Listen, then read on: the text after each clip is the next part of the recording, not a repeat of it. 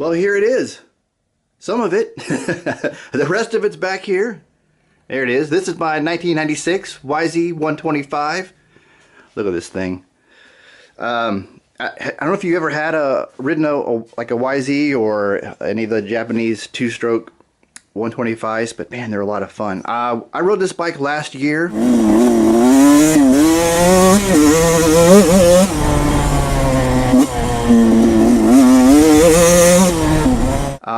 A friend of Mike's wanted us to put new brake pads on it and change out the fork seals. So we did that. We took it out one Sunday for a rip, and man, I had so much fun on that thing.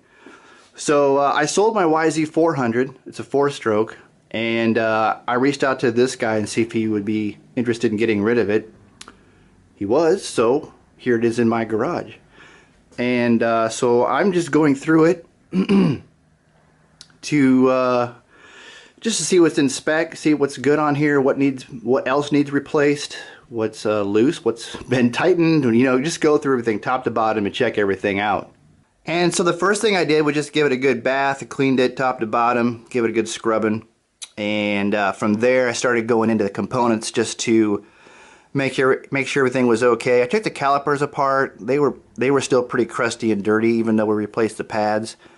So the front and rear, I took them apart, gave them a good scrub, cleaned them up, getting them nice and fresh so they would be operating correctly. Then from there I went and attacked the swing arm. When I took all the linkage apart, some of the needle bearings in there were, boy, the grease had just dried up. It was just powdery dust at that point. So I cleaned all the needle bearings, re-greased the linkage, cleaned the swing arm and the axle. The axle had just grit and grime. I think this bike had done a lot of sand riding. The air box, when I was cleaning that, it had a lot of sand and dirt residue inside that as well.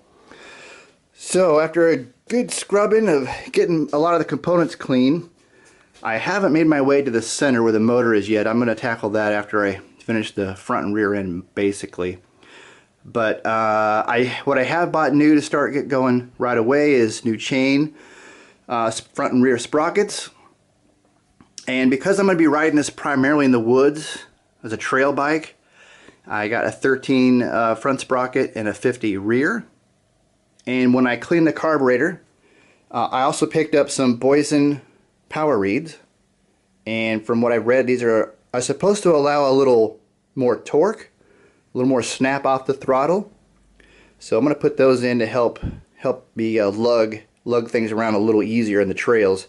I also, Boysen had a chart that recommended changing the jetting, so I bought a new jet to put in the carburetor as well. So with that, yeah, here you go. Here's kind of part one, I guess. Not really a part one, it's not a rebuild or anything like that. I just wanted to show my what I've got here, this 96 YZ125.